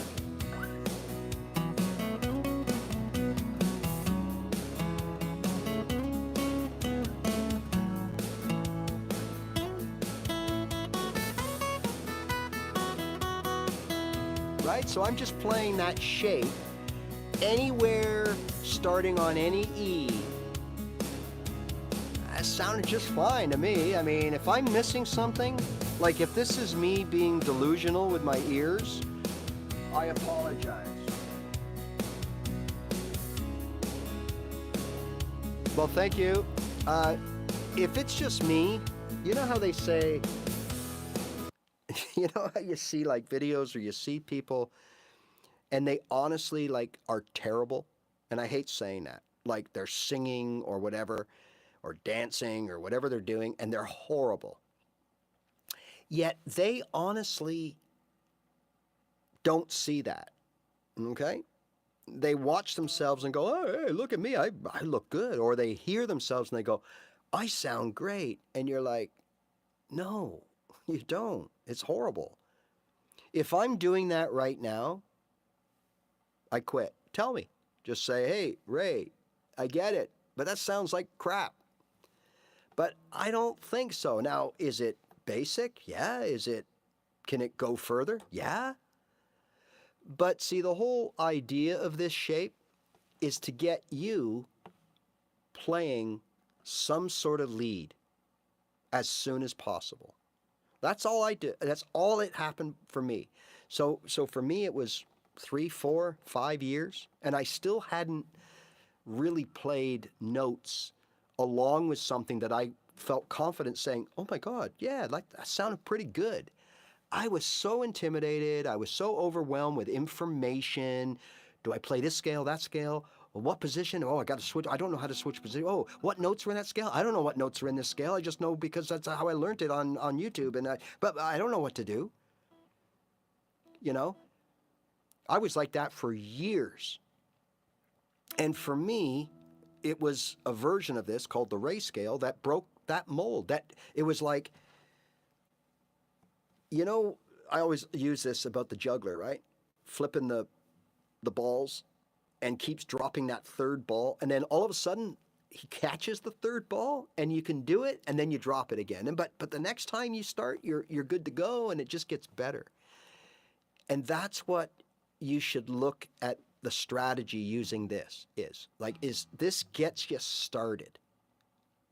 Now, if you did nothing else but play this shape for years to come, it wouldn't be such a bad thing, because what you'll do is once you know your fretboard, you'll be able to sit there. Now, remember I was talking about the guitar foundation, left hand, right hand, ears, brain, right? So eventually what you'll be able to do is, this is where your brain and your ears come into this guitar foundation. Because up until now, you're still probably, it's just left hand, right hand, right? And we're, well, now, all of a sudden, as I'm playing my shape, okay? As I'm playing my shape off of that G note, my brain is already scoping out the next G to move to. So I'm going, but my brain is already telling me, start there and go here. And then it's telling me to start here, because that's where the next G is, right? Now, for most of you, or a lot of you right now, you're probably stuck with just the one application of this shape. And that's fine, because we've shown that it can work. But what you're encouraged to do now is push yourself. So I'm playing in G, I'm concentrating on making sure I play the good notes within that shape. There's only the 5 notes. But now I got to push myself and say, okay, ears and brain, where do I go now? Okay, well, I could go to this G. Sometimes I panicked when I started, and I just knew that that was a G there, right? Because we play it all the time in our open chords, the G. We know that that's a G. So here I am in my G shape, and now I want somewhere else to go, and I panic because I'm running out of time and I'm trying to play to the backing track. So I just go like this. That's okay. Just play like this was the second string. So you'd play the 3 notes. So, okay, here's a G. I'll take the 3. That'll get you started. And then you can always play these 2 notes here. Then go back to your G here and figure out another place to play G and do the same.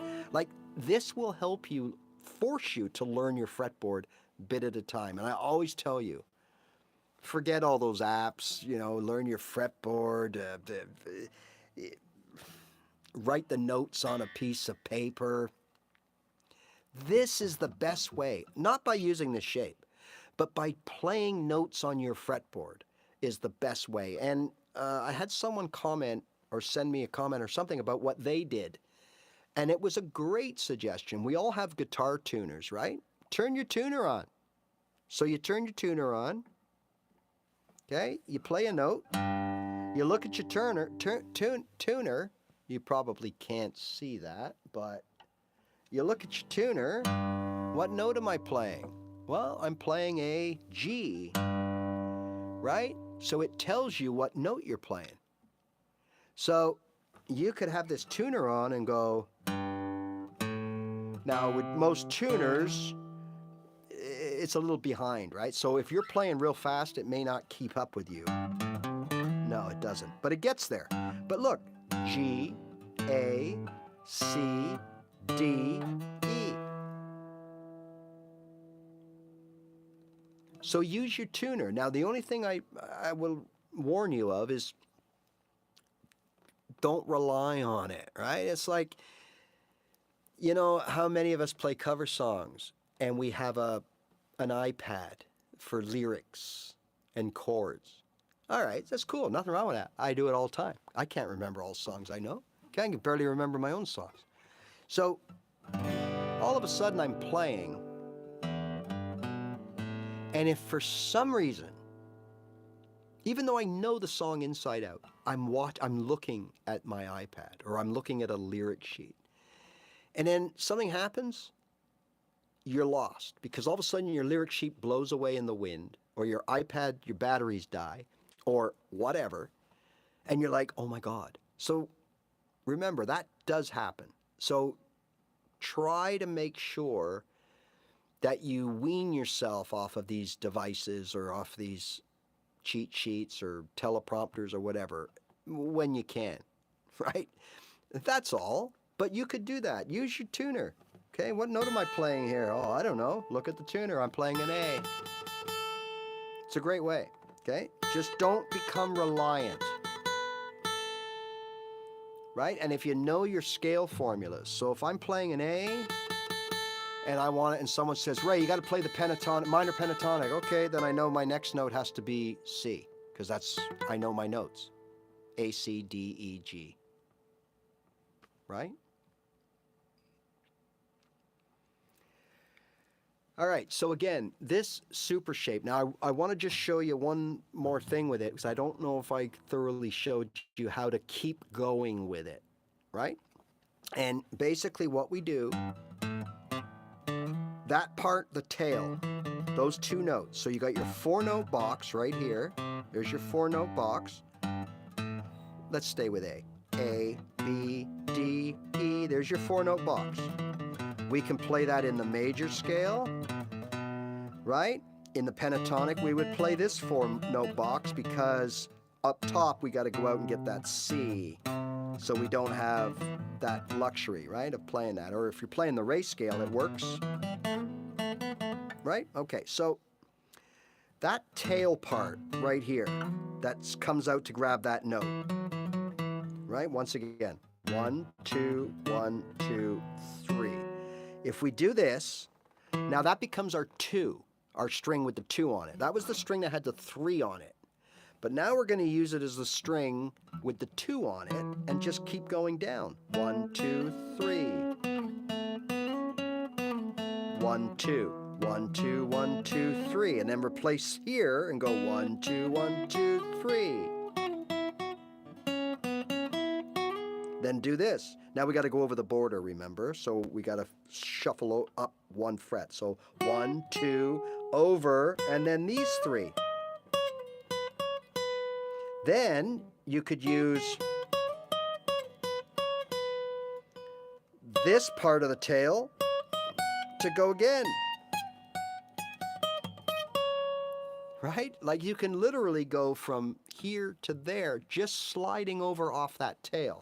So if we started at F and we went 1, 2, 1, 2, 3, then put our index finger down. Now this becomes the 2 string that has the 2 notes on it. 1, 2, 1, 2, 3. Now this becomes the 2 string. 1, 2, 1, 2, 3. Now this one, over the border.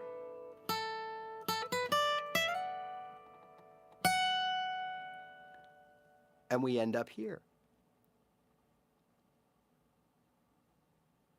All right? So it's so cool. And I think I mentioned in the video that I posted about this, it was like, what did I just do? That sounded pretty cool.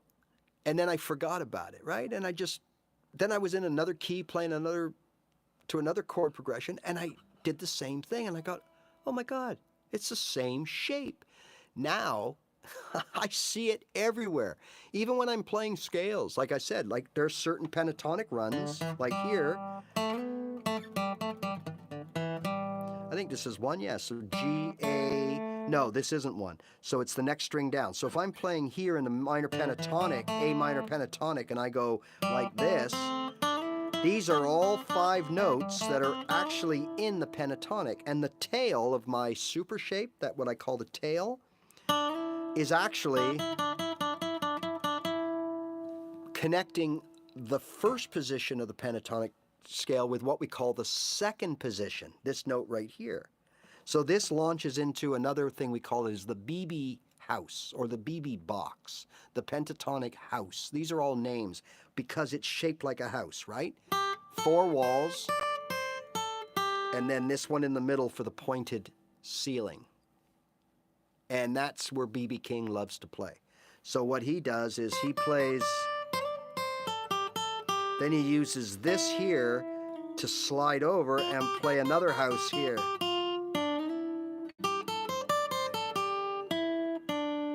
Right? So yeah, in this case, you're actually playing, you're joining, without knowing it, by using that super shape, you're actually joining 2 positions of the minor pentatonic scale. And there are other examples in other scales that, oh yeah, that's joining, you know, the major scale to the second position of the major, like it's there, but we don't have to think about that. Just think of that 5-note shape that I call the super shape. If you got a better name for it, call it what you want, right? So, and I'll tell you, more often than not, when I'm playing, I resort to that little, wherever I am, that little,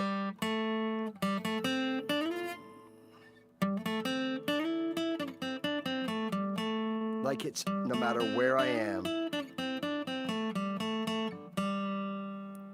it's there.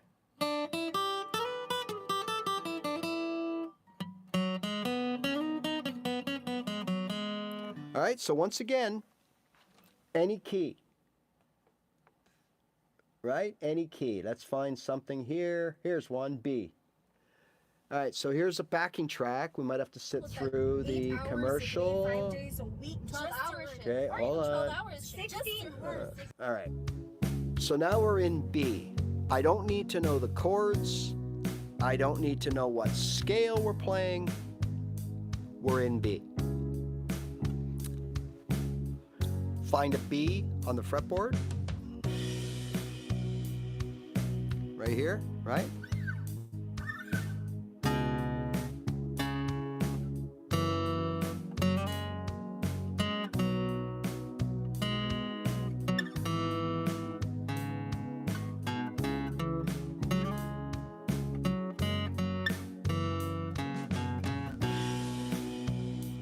Okay. Where's a B here? Here's a B here. Here's a B here.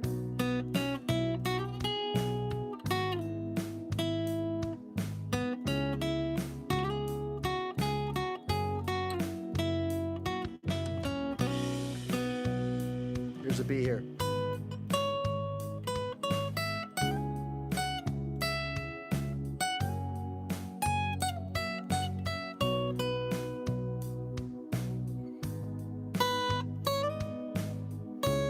Now I started my B here on the last string, remember? So I just take those 3. If you just want to take the 2, that's cool too, but you can take the 3.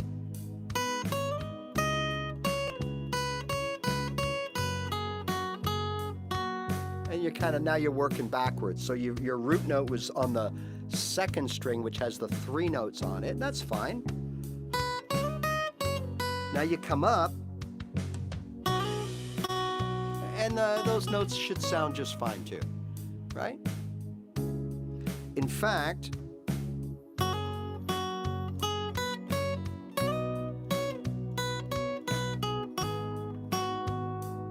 it works because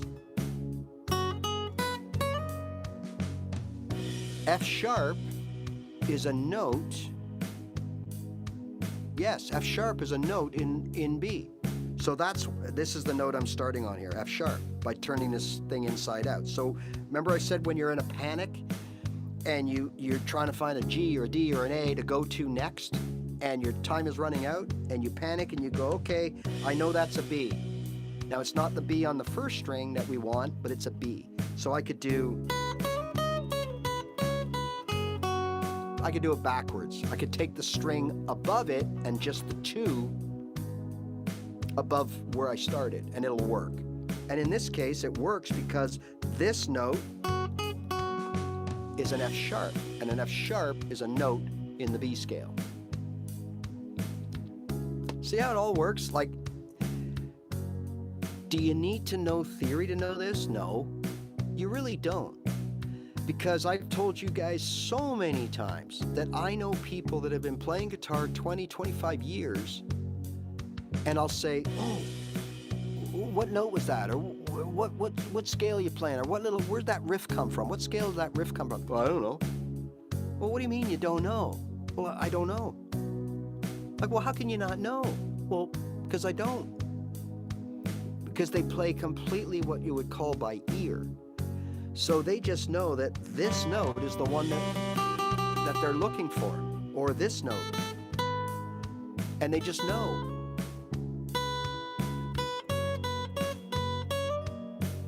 Hey, Joe, what scales are those notes from? I don't know. Yeah. And so, yes, you don't. Like, I've always said two things, that you don't need to know all this theory to play this instrument. But I've also said, which is true, that most of us will only get so far with that theory, with that strategy. You'll eventually, on your hill, up the hill, the journey, the guitar journey, you will eventually run into a gatekeeper that the only way you're getting through that gate is to know some theory. And that's true too.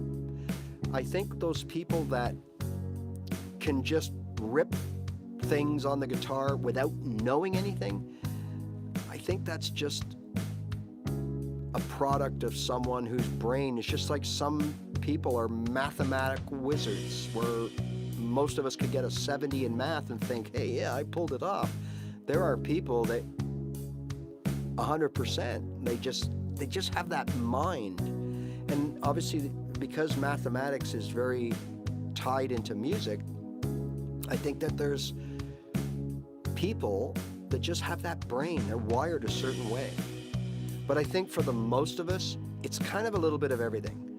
We can play shapes and we can play what the book tells us and make sure and don't worry about the notes.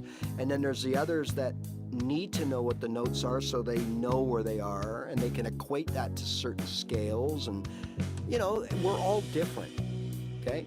So I think the more ways that you have to be able to do something or to look at learning something, I think it's better. And in the last few weeks, we've looked at different ways to learn your scales and your notes. We've looked at play by the note wherever it takes you. We've looked at playing over one string, right? So if I'm playing B and I want to stay in the major scale, right?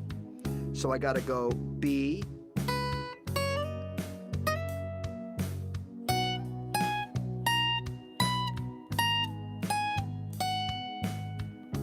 just following that formula, 2, 2, 2, 1, and on the same string, and it's going to work, right? 2, 2, 1, 2, 2, 2, 1. Those are the notes of the B scale, played along one string in major, B major. 2, 2, 1, 2, 2, 2, 1. If I do it here,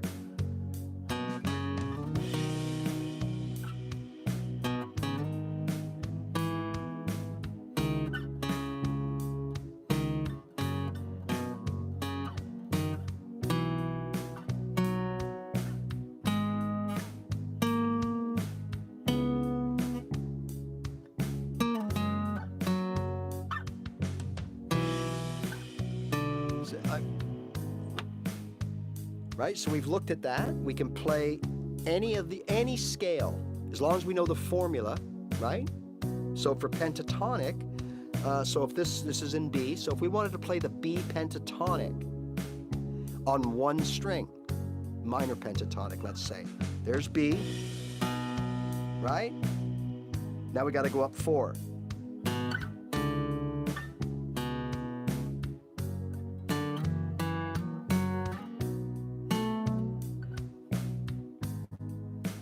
B, right? Up 4,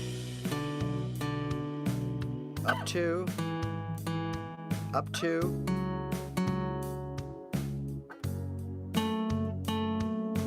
and there's your octave.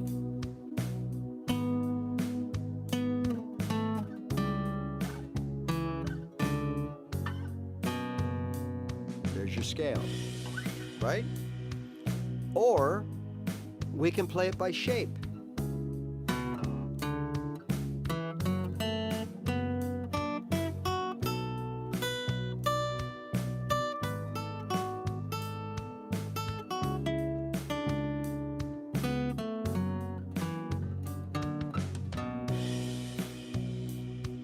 Play it that way. Then, as we learned today, we can then take the shapes within the shapes, right? And play something like this.